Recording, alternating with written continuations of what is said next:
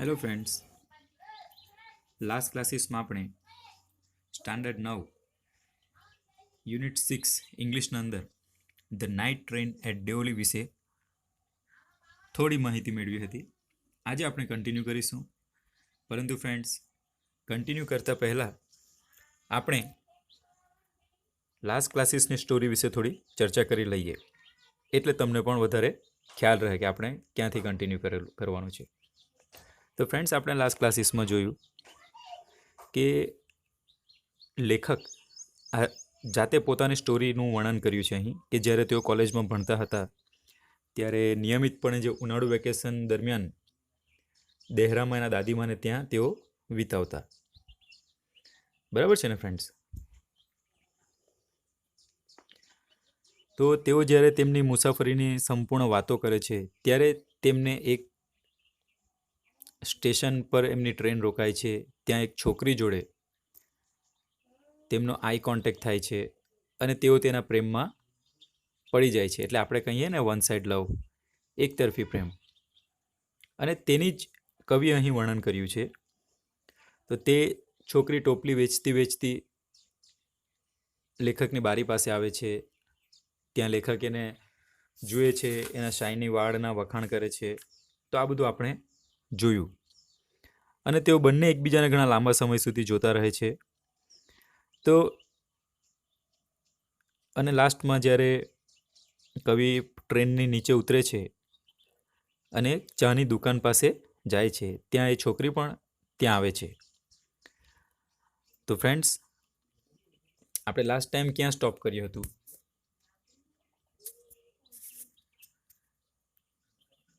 I walk across the tea stall. A kettle was boiling on a small fire.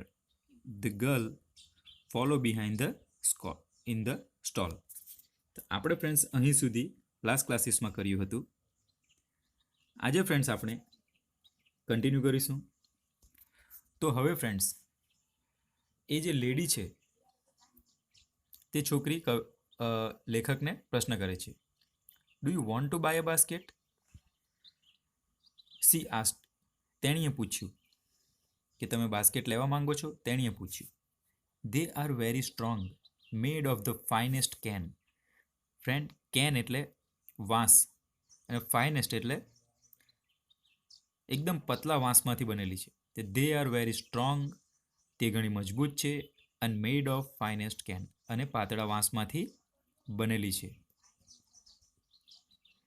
No, I said. લેખકે શું કીધું? No, I don't want a basket.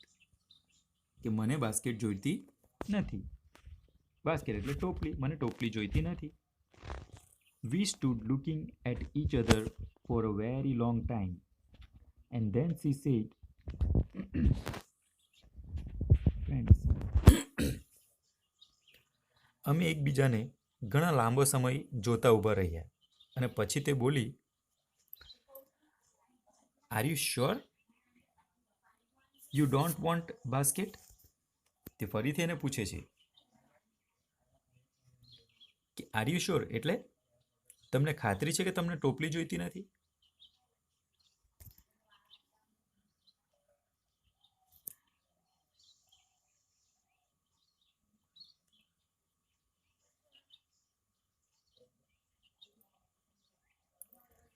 Give me one. જ્યારે પેલી lady લેખકને પ્રશ્ન કરે છે કે are you sure you don't want basket, ત્યારે લેખક ફરીથી રિપ્લાય કરે છે, ગીવ મી વન, કે મને એક આપો. આઈ સેડ, હું એ કહ્યું. And I took the one on top and gave Har a rupees. મેં એક જે સૌથી ઉપરની જે ટોપલી હતી તે લીધી અને તેણીને પૈસા આપ્યા. I wish to touch her finger but could not. Friends, I wish એટલે લેખકની ઈચ્છા હતી. I wish to touch her finger, હું તેની આંગળીઓને અડકવા માંગતો હતો, પરંતુ એ કરી શક્યો નહીં. જ્યારે લેખક ટોપલી લે છે ત્યારે એના હાથને સ્પર્શવાનો પ્રયત્ન કરે છે, પરંતુ એ કરી શકતા નથી. The guard blew his whistle. Friends, બ્લોનું ભૂતકાળનું રૂપ છે. બ્લો એટલે વગાડવું અને બ્લુ એટલે વગાડી. The guard blew the whistle એટલે સિસોટી. જ્યારે ટ્રેન આગળ જાય છે ત્યારે તમને પણ ખ્યાલ હશે કે સિસોટી વગાડવામાં આવે છે, એક સિગ્નલ છે એ ટ્રેનનો. ગાર્ડે સિસોટી વગાડી. She said something. તેણી કંઈક કહેતી હતી. But it was lost in the clanging of the bell. Friends, clanging એટલે અવાજો. But we lost in the clanging of the bell and the hissing of the engine. Friend, hissing એટલે આમ શું કહેવું હવે તમને, જાણે નાક કેમ ફૂફાડા મારે છે, આવા બધા એન્જિન ચાલુ થાય ત્યારે જે અવાજ આવે છે ને, તમને પણ ખ્યાલ જ હશે. અમુક સ્ટીમ જે હોય છે એન્જિનની તે બહાર નીકળે છે ને એન્જિન સ્ટાર્ટ થવા, તે એ બધા અવાજો અને સિસોટીના અવાજોના વચ્ચે એટલે તેણે કંઈક કહેવા માંગતી હતી. આપણે અહીં જોયું સી સેડ સમથિંગ. તેણે કંઈક કહેવા માંગતી હતી. But it was lost in the clanging of the bell and the hissing of the engine. પરંતુ તે ઘંટના અવાજમાં અને એન્જિનના સિસકારામાં ગુમ થઈ ગયું. I had to run back to my compartment. કે મારે મારા ડબ્બામાં દોડતા ચડવું પડ્યું. ફ્રેન્ડ્સ, કમ્પાર્ટમેન્ટ એટલે કે ટ્રેનનો ડબ્બો, કેમ કે ટ્રેન ચાલુ થઈ ગઈ છે.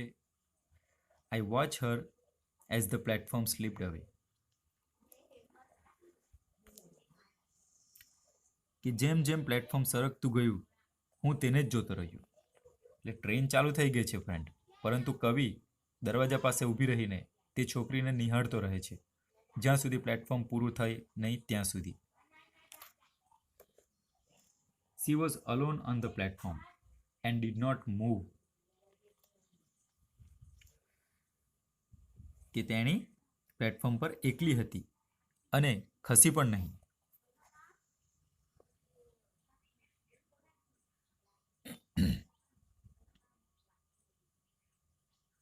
But she was looking at me and smiling. પરંતુ તે મારી તરફ જોઈ રહી હતી અને સ્માઇલ કરી રહી હતી. I watched her until the signal box came in the way and then the jungle hid the station. જ્યાં સુધી સિગ્નલની પેટી રસ્તામાં આવી નહીં ત્યાં સુધી હું તેને જોતો રહ્યો અને પછી તે જંગલે સ્ટેશનને સંતાડી દીધું. એટલે કે friends, hide the station. Hide એટલે સંતાડવું, બરાબર ને? I could steel C Har standing there alone. હું હજુએ તેને ત્યાં એકલી ઊભેલી જોઈ શકતો હતો. એટલે કે ફ્રેન્ડ્સ, આ એક કલ્પના છે એની કે I could steel C Har standing there alone. આપણે સાથે પણ ઘણીવાર એવું થયું હશે કે આપણે ઇમેજિન કરીએ મનમાં કે અરે આપણી ત્યાં પણ આપણા ફાધર મધર આવી રીતે બેસેલા હશે, આ લોકો આવી રીતે ટીવી જોઈ. એક કલ્પના છે, તેવી રીતે કવિ પણ કલ્પના કરે છે. I could steel C Har standing there alone. કે હજુએ તેને ત્યાં એકલી ઊભેલી જોઈ શકતો હતો. ત્યારબાદ ફ્રેન્ડ્સ નેક્સ્ટ પેરેગ્રાફ જોઈએ.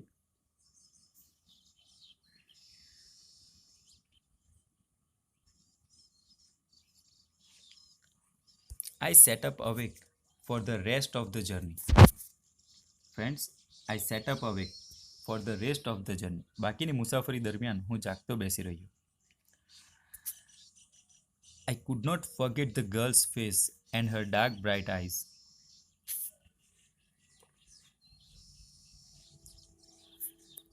કે હું છોકરીના ચહેરાને અને તેની કાળી ચમકતી આંખોને ભૂલી ન શક્યો. But when I reach Dehra, પરંતુ હું જ્યારે દેહરા પહોંચ્યો, the incident got blood and distant. Friends, incident એટલે પ્રસંગ અને બ્લડ એટલે ઝાંખી થવી, ઓછું થઈ જવું. હવે તો કેમેરામાં પણ બ્લડ આવે છે, તમારા મોબાઈલમાં પણ હશે, તમને પણ ખ્યાલ જ છે કે જે મેઇન વસ્તુ હોય અને બાકીની વસ્તુ ઝાંખી થઈ જાય તેને બ્લડ કહીએ. The incident but when I reach Dehra the incident got blood and distance. પરંતુ હું જ્યારે દેહરા પહોંચ્યો ત્યારે આ પ્રસંગ સ્મૃતિમાં ઝાંખો થઈ ગયો અને ભૂલાઈ ગયો. Four there were other things, કારણ કે મારા મનમાં અન્ય બાબતો આવી ગઈ હતી. It was only when I was making the return journey 2 months letter, જ્યારે હું 2 મહિના પછી પાછા ફરવાની મુસાફરી કરતો હતો ત્યારે તે છોકરી મને યાદ આવી ગઈ. એટલે કવિ ફરીથી જ્યારે એની દાદીમાની ત્યાંથી એની કોલેજે જવા નીકળે છે ત્યારે તેને એ છોકરી ફરીથી યાદ આવે છે.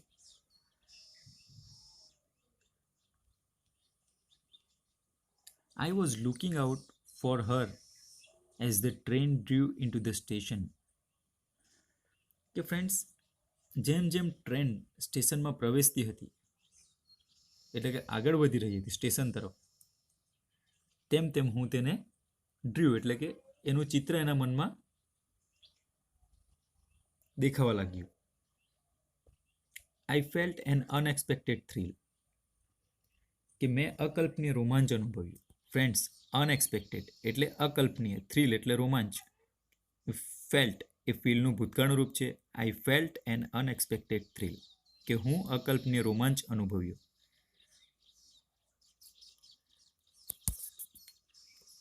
આઈ saw her walking up the platform, મેં તેને પ્લેટફોર્મ પર ચાલતી જોઈ. હવે પ્લેટફોર્મ આવી ગયું છે ફ્રેન્ડ્સ, લેખકે એમને ચાલતી જોઈ છે. હું દરવાજે I ran to the door and waved at her. Ran એટલે ફ્રેન્ડ્સ રનનું ભૂતકાળનું રૂપ. I ran to the door and waved at her, હું દરવાજે દોડ્યો અને તેના તરફ હાથ હલાવ્યો. When she saw me she smiled, કે જ્યારે તેણીએ મને જોયો, સી સ્માઇલ્ડ એટલે તેણીએ પણ સ્માઇલ કરી.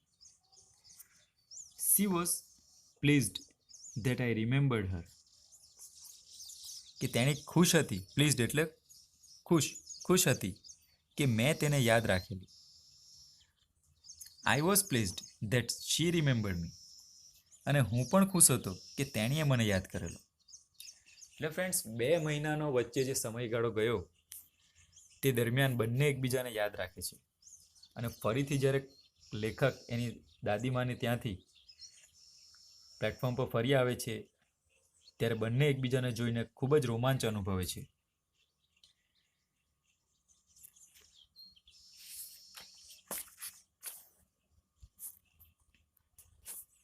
નેક્સ્ટ જોઈએ.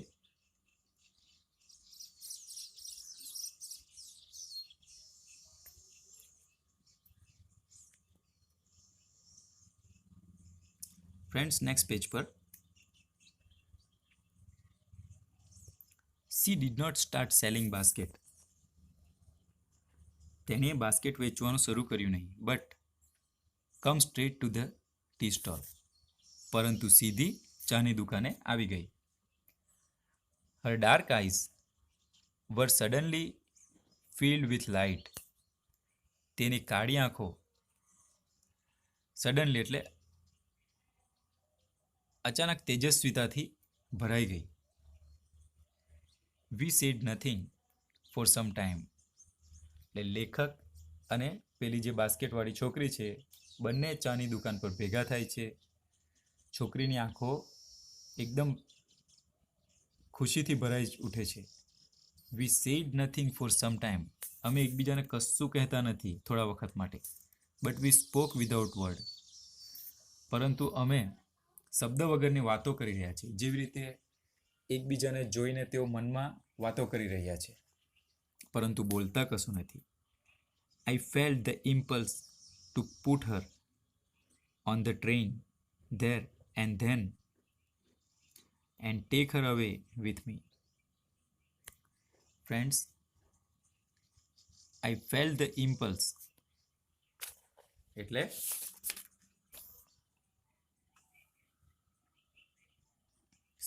શું થશે ઇમ્પલ્સ એટલે આઈ ફેલ ધ ઇમ્પલ્સ. પહેલાં આપણે આખું સેન્ટન્સ જોઈ લઈએ. I felt the impulse. Friends, impulse એટલે ઈચ્છા થાય છે કવિને, એક રોમાંચ, ફીલ. ફેલ્ટ એટલે ફીલનું ભૂતકાળનું રૂપ છે. આઈ ફેલ ધ ઇમ્પલ્સ એટલે કવિને એક તીવ્ર ઈચ્છા થાય છે two put her on the train, કે તેણીને તે જ વખતે ત્યાંથી ગાડીમાં બેસાડી દેવાની અને લઈ જવાની કવિની ઈચ્છા થાય છે. And take her away with મી એટલે હું તમને કહ્યું તેમ કે I felt the impulse to put her on the train there and then and take her away with મી, કે મને તેણીને ત્યાં જ તે વખતે ગાડીમાં બેસાડીને લઈ જવાની ઈચ્છા થઈ આવી. I could not bear the thought of watching her vanish into the darkness of Devli station. Devli station અંધકારમાં તેની અદૃશ્ય થવાના વિચાર માત્રને હું સહન કરી શક્યો નહીં. કેમ કે ફરીથી કવિને એનાથી દૂર જવાનું ગમતું ન હતું. એટલે જો એ ટ્રેનમાં બેસી જાય ને જતો રહે તો છોકરી એની સાથે આવશે નહીં, એ કવિને પસંદ હતું નહીં.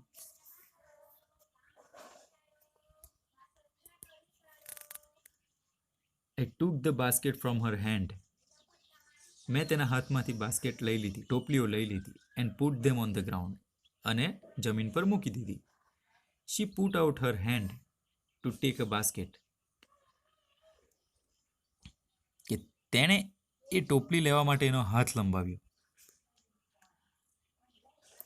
But I caught her hand and held it, પરંતુ મેં તેનો હાથ પકડી લીધો અને પકડેલો રાખ્યો.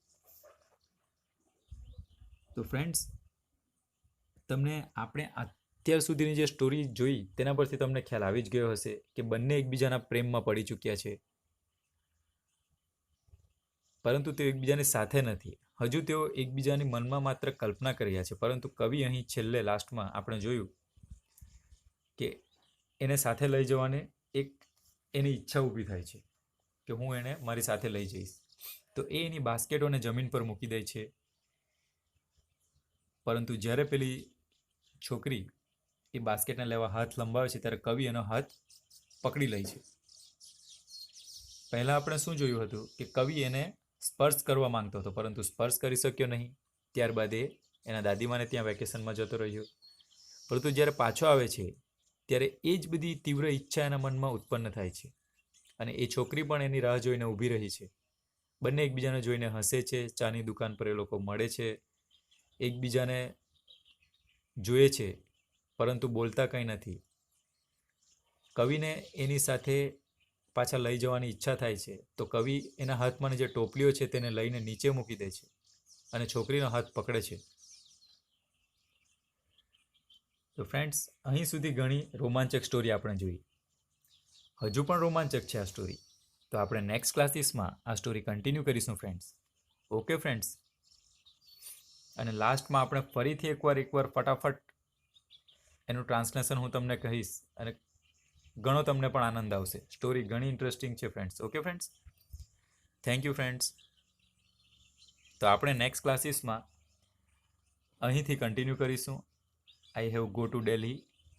Okay, friends. Thank you, friends.